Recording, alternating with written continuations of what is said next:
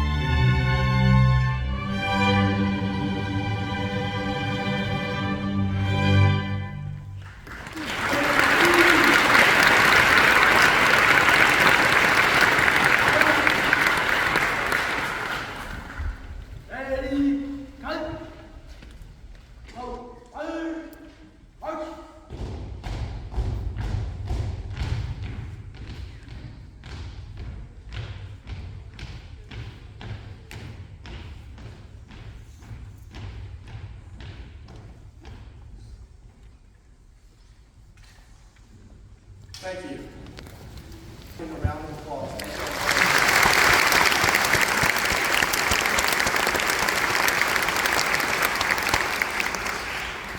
This ceremony dates back to 2002 and 2003, where Lassiter recognized approximately 241 students for having a 4.0 or better.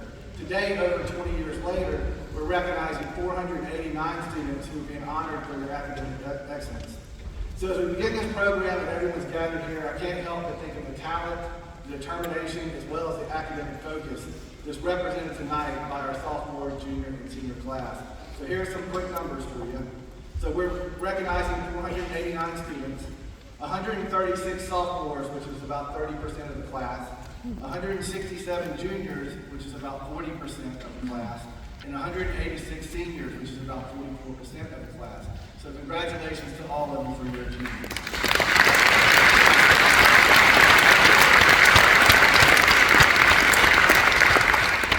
For the last 15 years that I've served as principal at Lassiter, we've had a consistent message really for all of our students.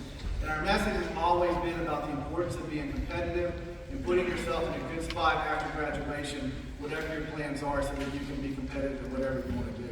So as we've seen the number of students recognize that this ceremony increase dramatically, is truly a testament to the work ethic that you have in the class every day, your passion for learning, and your ability to rise to a challenge. Everything that you did to achieve this accomplishment is truly a testament to your dedication and hard work. I know that we ask a lot of you academically, so I'm very appreciative of this opportunity to have all of you here together, to be able to say thank you and how much I appreciate your hard work, all the late hours that you put in, everything that you've done to reach this point in your academic career. And really what makes this recognition so special to me is that, Lassiter always ranks extremely high when you're talking about Newsweek, U.S. News and World Report. Any of those recognitions are all about the school as a whole. But tonight it's great to be able to have you here all together and be able to say thank you and congratulate you for a job well done. You've worked incredibly hard to achieve these results, and I know that I, along with your parents and your families, are extremely proud of you. So as we begin this program, I do want to make sure and say thanks to all of you for striving to reach your potential. And I want to publicly thank as well. I want to say thanks to Ms. Young and Ms. West. They're back here volunteering for your group. Thank you all very much.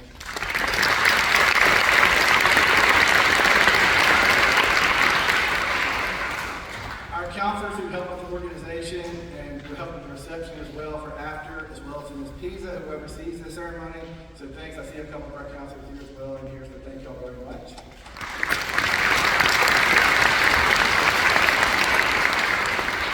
I can't say thanks enough to the parents, family members that are here tonight. Without your support of Lassiter and your students, a recognition of this magnitude really just would not be possible. So I thank you for allowing me some time this evening to congratulate you. Our committee always does a great job bringing a speaker, and this year is no different. It's a perfect timing on September 11th to have First Sergeant Cox as our speaker. As we all took time this morning on announcements as we reflected on the events of Tuesday, September 11, 2001. And also we took a moment to pause at 8:46 this morning to remember the lives lost. So for students, I always want you to know that we do have a very talented faculty who've had interesting life experiences. So this is a great opportunity for you to get to see First Sergeant and get to see him in a different light. Many of you have heard of the announcements throughout the years we've been here that we recognize JROTC as a distinguished unit. It's a highly competitive unit where First Sergeant specializes in teaching our cadets leadership skills, the importance of community service, work ethic, as well as time management. And you may frequently hear First Sergeant pushing our cadets. He may call it yelling, or you may call it yelling, but he's actually pushing our cadets to be better, to strive for excellence. And you will always see our cadets, they're at different events throughout Marietta. They're always accumulating service hours. So they do that all over the academy. But what you may not know about First Sergeant Cox is that he's a highly decorated Marine, has been awarded service medals, commendation medals, and achievement medals for his heroism as well as his leadership throughout his career. He served all over the world and has life experiences that truly are fascinating. And fortunately, after his retirement, he's been at Lassiter since 2006. He's been Lassiter's Teacher of the Year 2011 and 12. And under his leadership, the JRTC program is extremely strong, it's highly competitive, and it's one of the best in the country. We asked him to speak tonight for a couple of reasons. First, because First Sergeant's experiences and perspective on leadership, work ethic, and academic achievement are truly unique. First Sergeant has served and been stationed in places that most of us can only read about in textbooks. And also, First Sergeant's dedication and passion and love for Lassiter and all students of Lassiter is unmatched. It doesn't matter if you're ROTC or not. If any of you ever need anything, he'd be glad to help you out. He's always willing to do anything for anyone, and he's really the type of leader and person that has a way of making everyone around him better. And he's always willing to serve, and we're very fortunate that he's willing to be with us tonight and have a few words with you. So please join me in welcoming First Sergeant Cox to the podium.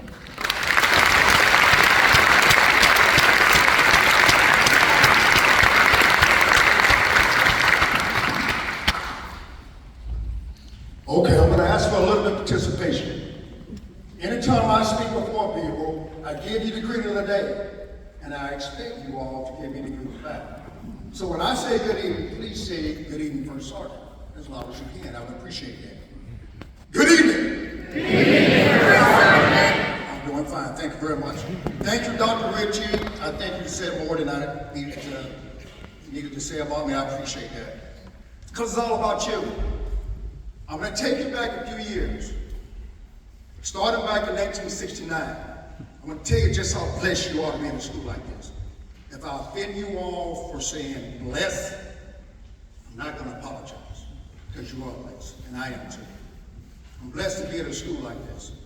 In 1969, growing up in Columbus, Georgia, 5-year-old elementary school, 35 students in one class, no desk. We're sitting on the floor, passing 5 books around. That's all we had. By the time the book got around to me, people thought, well, he can't read. Because I couldn't keep up with the place on the page. Because my friends were making fun of me. They would move their finger and say, well, stop right here. And I'm looking at somewhere else. The teacher would say, oh, that's okay, Lorenzo, don't worry about it. Just pass it to the next person. So I never really got a chance to read. I grew up in the age of card catalogs, Dewey Decimal System. Parents, you know what I'm talking about? Because I know they know. Went and go to the library and flipped the little cards like this and find out where our book was that I was looking for in order to do our research. We didn't have computers. I didn't see a computer until I was a corporal in the Marine Corps. I was an accountant in the Marine Corps, Cherry Point, North Carolina. Sitting there using Lotus 1, 2, 3. Something most you never, parents are laughing at me.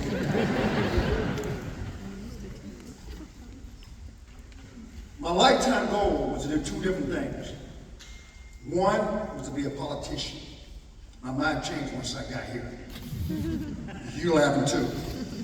Secondly, I wanted to be a minister. I was asked to be a minister at a church about 5 years ago, and I prayed about it for a long time. And I realized that we all have a calling in life. My calling is to mentor people right here at Lassiter High School. I've even had some friends of mine say, hey man, when you get out of school, you can go to a minority school where you're needed. And I prayed about that too. Mentors are needed all over the world, regardless of our skin color, regardless of our background, regardless of the things we went through in life. People need to hear from me as well. So I decided to stay. Moving forward to 1983. 1983, I was in Okinawa, Japan. My unit was tasked to go to Beirut, Lebanon to secure the embassy. A day later, we received a phone call that the embassy got blown up. I was delayed because my unit got delayed because of transportation. 36 hours later, I was there, digging through the rubble to try to find dead bodies. I tell you this because you're needed. I was there as an 18-year-old, crying because I wondered if I could get back to my mom. Crying because I was scared. One of the enemy was going to attack me while I'm trying to find living or dead bodies in the rubble. 1983. Moving forward, September 11, 2001. I was one of two first sergeants asked to go to a legal justice course. It's nothing more than law school for the Marine Corps. I'm in Rhode Island. I flew into Newark, New Jersey the day before the planes were hijacked. The day before the plane was hijacked, I flew into Newark, New Jersey. The day after, I'm sitting in his law class.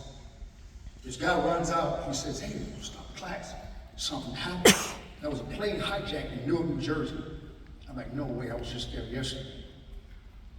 And we were told to stop our class and go back to where we came from. I was stationed at Paris Island, South Carolina, Marine Corps boot camp. All the airports were shut down. No planes flying.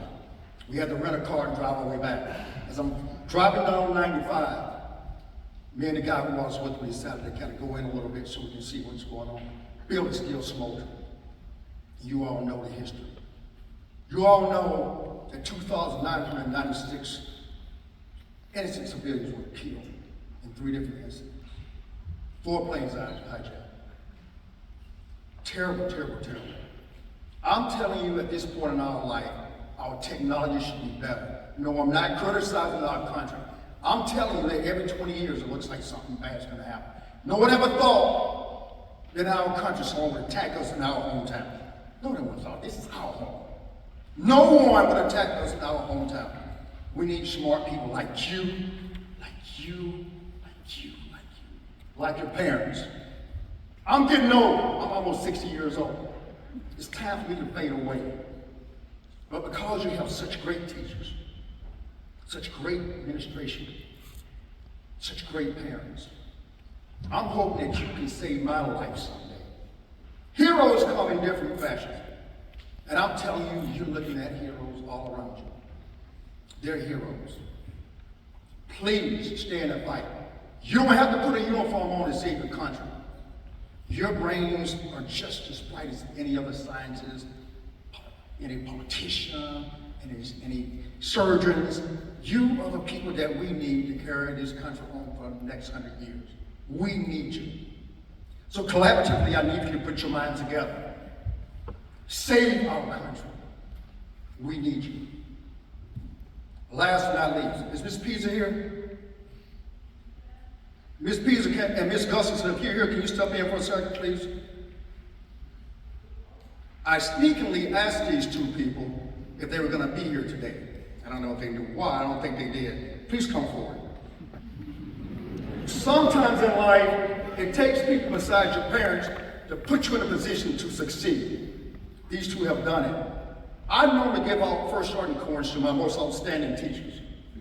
Now I'm going to give out the two people, my corns to the two people who's done a great job setting you all for success so you can save our lives someday. Please come up.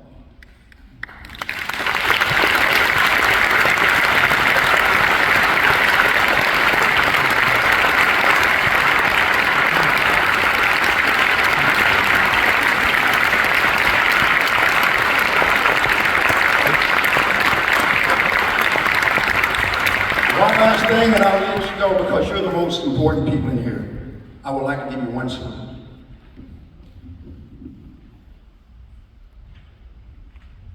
And when I salute you, I want you to do one thing when I salute you.